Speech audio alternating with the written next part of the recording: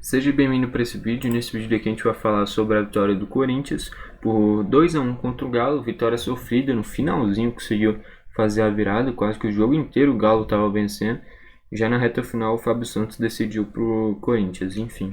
Antes de tudo, deixa eu trazer aqui a escalação dos dois times, começando pelo Galo, que teve a seguinte escalação: Everson, Mariano, Igor Rabelo, Júnior Alonso e Guilherme Arana, Jair, Alan, Zaratio, Nath Fernandes, Keno e Hulk. E o Corinthians, que foi com Carlos Miguel, Fábio Santos, Balbuena, Bruno Mendes e Fagner, Maicon, Duqueiroz e Juliano, William, Yuri Alberto e Adson. Que o Adson que jogou aberto na direita e o Juliano no meio, né? Na prática foi isso, pelo menos. Quem eu posso destacar do Galo e depois do Corinthians? No Galo dá para destacar aí o Júnior Alonso. Gostei da partida dele, achei que foi bem. O Alan é diferenciado demais. O Alan tem muita qualidade. É absurda a qualidade do Alan. O Corinthians basicamente não funciona. O Galo, aliás, basicamente não funciona sem o Alan. O Alan é o cara que organiza tudo, entra no meio da zaga, faz o time andar. Se vai ser um lançamento longo, é o Alan que vai fazer isso. Se vai ser passe curto, é o Alan que vai coordenar isso. O Alan é a base desse time do Galo. O time do Galo só funciona com o Alan, pelo menos no momento atual. É isso. É incrível a capacidade que ele tem de organização do time, de orientar para onde que vai as jogadas. É um cara que realmente é muito diferenciado. O Keno também por ter feito o gol, um golaço, né? Arrumou, finalizou no ângulo, a bola foi lá no cantinho, lá no altinho, não tinha como defender, uma bola perfeita, um golaço do Keno.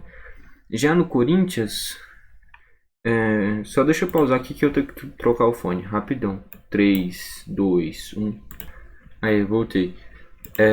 Continuando, eu tava falando do Carlos Miguel. Carlos Miguel, começando aqui no Corinthians. Não conhecia ele. É um goleiro que é muito alto, mais de 2 metros. Não teve como defender a bola do Keno, porque realmente era indefensável, foi muito no ângulo. Mas teve poucas participações. O Galo, querendo ou não teve tantas finalizações para a defesa do Carlos Miguel. Só me lembro de uma cobrança de falta do Nacho, que ele defendeu, e uma finalização no finalzinho do jogo do Arana. Fora isso, não foi muito exigido. Fábio Santos, logicamente, por ter pisado na área e feito o gol de cabeça depois do cruzamento do Fagner. E depois de ter feito o gol de pênalti, foi o cara do jogo, foi quem definiu a vitória do Corinthians. Balbuena também muito bem na zaga, o Fagner deu o cruzamento para o Fábio Santos. Duqueiroz eu sempre fico impressionado, eu falei do Alan pelo lado do Galo, agora eu falo do Duqueiroz pelo lado do Corinthians. É incrível esse jogador, cara, ele marca muito bem e organiza as jogadas do Corinthians, é muito inteligente, dá muita dinâmica. Quando ele passa no meio de campo também não tem medo de finalizar, fez uma boa finalização no primeiro tempo. Mas assim como o Alan orienta esse time do Galo, do Corinthians, ele não tem a mesma característica do Alan de entrar no meio da zaga, mas mesmo assim ele consegue orientar muito bem esse time do Corinthians. E o Corinthians tem boas opções de volantes. Tem o Duqueiroz, o Maicon e ainda entrou o Cantilho, então tá bem, com boas opções. E ainda entrou o Rony também depois. O Adson, eu sempre fiquei impressionado com o futebol dele, mas hoje não fez muita coisa. O William também não foi bem, não. Entraram no Galo o Otávio, o Vargas, já que eu já terminei dos titulares, né? Bora falar dos reservas que entraram. No Galo entraram o Otávio, o Vargas, o Allan Kardec, o Pavon e o Pedrinho. Esse banco do Galo é muito bom, pô. Tem o Pedrinho, tem o Pavon, tem o Ademir, o Allan Kardec, o Vargas. O Vargas já é complicado, eu não sou carioca. O Vargas e o Otávio, de bons nomes principalmente, né? Eu também, assim como eu falei de ficar impressionado com o Adson, eu fiquei impressionado com o futebol do Vargas, é incrível, porra, tipo assim, eu fico de boca aberta, pô, porque o futebol que o Vargas tem é impressionante. É um cara que é muito inteligente, fica flutuando no campo inteiro, conduz muito bem a bola, finaliza bem, se movimenta bem, seria titular acho que em todas as equipes do Brasil, só que no Galo ele é reserva. É um cara que tem muito futebol. Entrou o Pavon também, tem um potencial muito grande, ex-Boca, né? O Pedrinho também um potencial muito grande e o Allan Kardec é a mesma coisa. Está muito bem representado esse elenco do Galo, ótimas peças.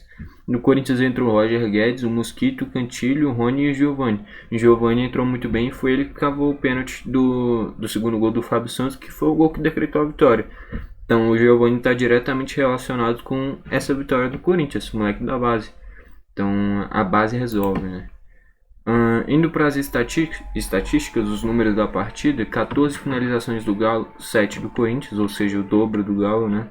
Dessas 14 do Galo, 6 no gol, dessas 7 do Corinthians, 3 no gol. Posse de bola: 54% para o Galo, 46% para o Corinthians, 521 passes do Galo, 473 do Corinthians. Precisão dos passes: 83 do Galo, 79 do Corinthians. 11 faltas do Galo, 12 do Corinthians, 23 no total. 3 amarelos no jogo, sendo 2 para o Galo e 1 para o Corinthians. Foram 2 impedimentos, sendo os 2 do Galo. E 5 escanteios no total. Tiveram poucos, né? Nenhum do Corinthians. O Corinthians não teve nenhum escanteio. Enfim, eu acho que a diferença principal é que você não pode bobear com esse time do Corinthians. O Corinthians finalizou muito pouco, cria muito pouco, não cria muitas chances claras. Mas quando cria, é gol, pô. Os caras não desperdiçam chance clara. Ou é gol, ou não cria nada. Essa é a filosofia do Corinthians, parece. E do Galo foi o contrário. Criou até que boas oportunidades, não muitas, mas criou bem mais do que o Corinthians. Teve o controle do jogo quase que o tempo inteiro. Mas depois de uma jogada que do nada o Corinthians conseguiu encaixar, o cruzamento do Fagner, o gol de cabeça do Fábio Santos. Depois ainda arranjaram um pênalti numa jogada individual do Giovani. Enfim, parece que esse time do Corinthians está sendo moldado para campeonato de mata-mata, para jogo decisivo. Porque não tem um grande futebol, não tem um jogo que é muito bonito de se ver, não é um time que goleia os adversários, mas é um time que é mortal. Quando precisa, vai lá e resolve. Eu fiquei impressionado, pensei que o Galo ia passar o carro depois do gol do Keno. Foi melhor que o jogo inteiro do que contra o Corinthians, mas não matou. E aí bobeou com o Corinthians, finalizou é gol, pô. Cria um pouco, mas quando cria é gol. Justamente o que eu falei. Indo para a tabela, com essa vitória o Corinthians vai para a segunda colocação e o Galo fica na quarta colocação. Se o Galo tivesse ganhado, o Galo tinha ficado na segunda colocação.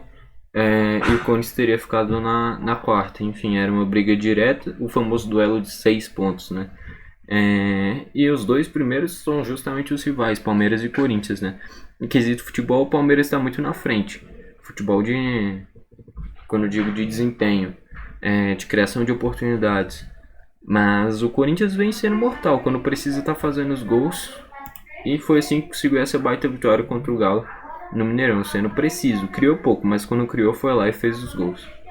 Enfim, espero que tenha gostado do vídeo. Se gostou, deixe seu like. Se não, pode deixar o dislike. E comenta aí embaixo a sua opinião. Bom, foi esse vídeo e falou.